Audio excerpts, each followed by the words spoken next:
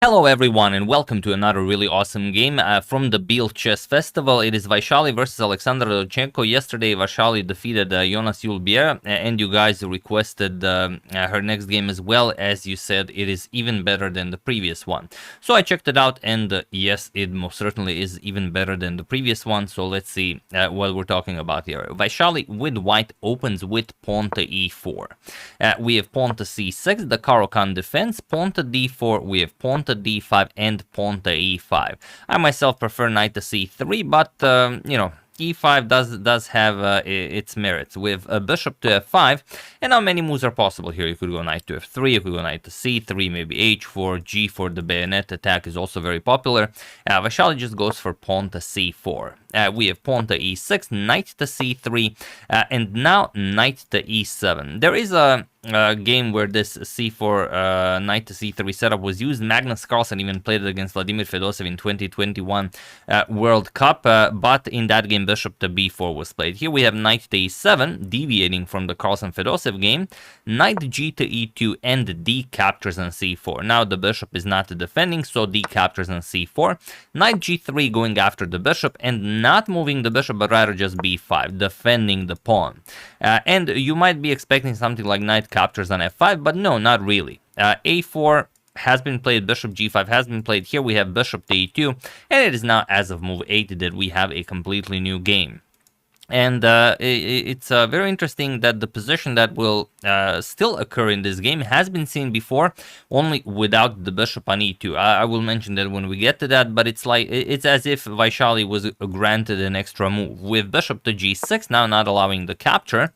Pawn to a4, challenging the structure here, b4 attacking the knight, knight c to e4 going after the d6 square, and of course bishop captures on e4. And there is a game where all of this was played. However, this bishop back to g6 followed by captures was not played, and this bishop to e2 also was not on e2. Knight captures on e4, and now knight to f5 with bishop to e3, and now queen to h4. We have knight to g3 and knight captures on e3, eliminating the bishop, f captures, and the bishop to e7. So just ready to castle. White castles kingside, and now how do you continue here? Your c4 pawn is hanging, and it'd be really awesome if you could play pawn to c3. The problem is you can't, because if, let's say, c3 captures, and now you play queen b3, you go after the pawn. There's no way to defend it. And also, even if you could, queen to b7 would go after the rook, so you're going to lose a rook here. And even if you stop that with something like knight to d7, to prepare rook to b8, there's rook captures on f7, and now your entire position just falls apart. If you capture with the king, then queen captures on e6 with check, and after king captures, look at this, bishop to c4 checkmate. When was the last time you saw something like this?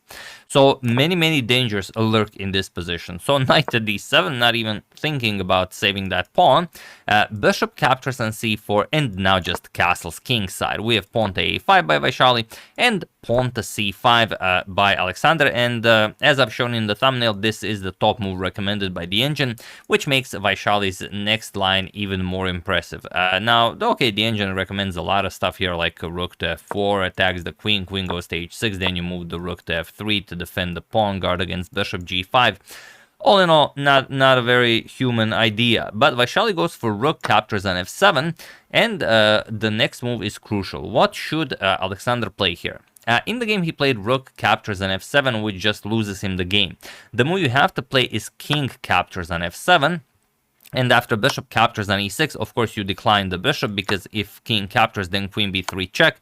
And again, a similar checkmate like we've just seen, only this time the queen delivers checkmate, not the bishop. So what you will have to do after bishop captures on e6 check is go to g6. And okay, now the game continues, something like bishop captures on d7, you win back material, you have this beautiful central control, but black should be able to fight, It's not going to be easy, but black should be able to fight. However, after rook captures on f7, Alexander played rook captures on f7, and now comes bishop captures on e6. Okay, the rook will be further attacked, no doubt about that, but also the knight on d7 is hanging.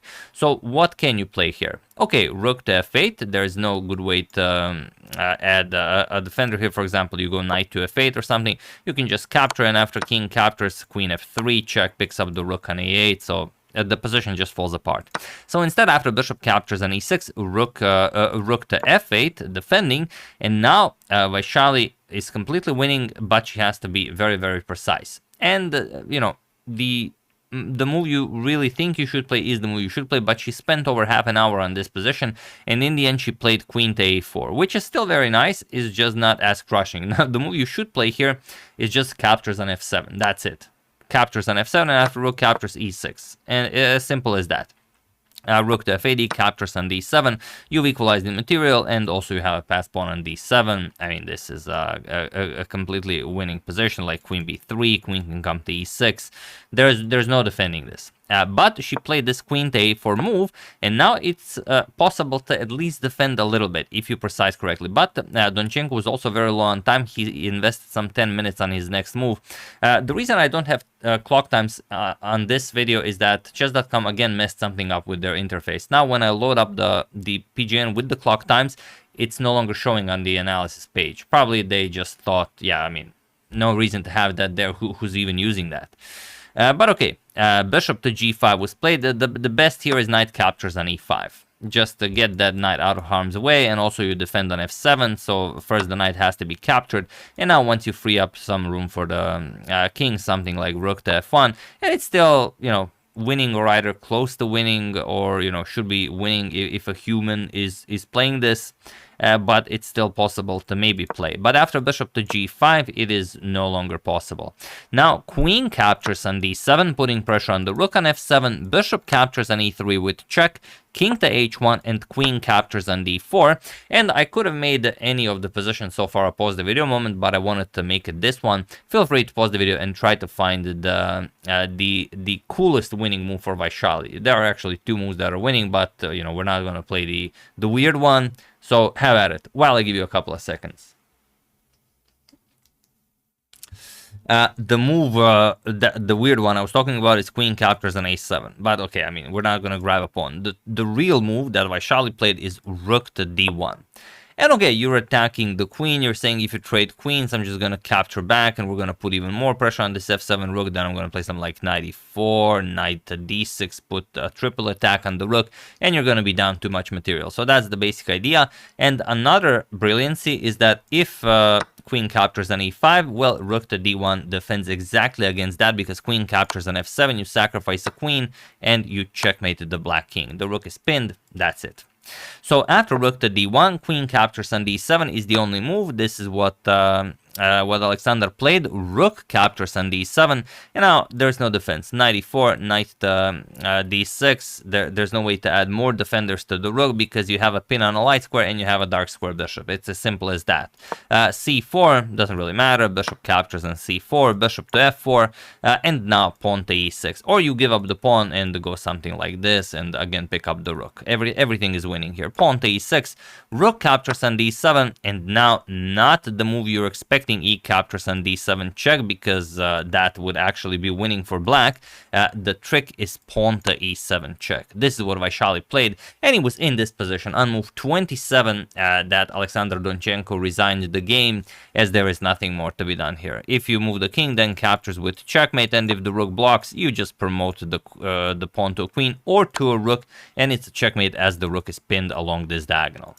So another brilliant attacking game by Vaishali. Again, thank you guys for recommending such a wonderful game. We'll see what happens in the rest of the tournament. I haven't really figured out what's the format of this tournament, because it does appear to be a quadruple round robin.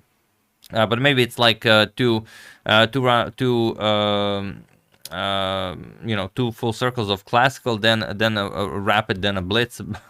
I will check it out and keep you guys informed. But yeah, it seems to be everyone will face each other at least 4 times.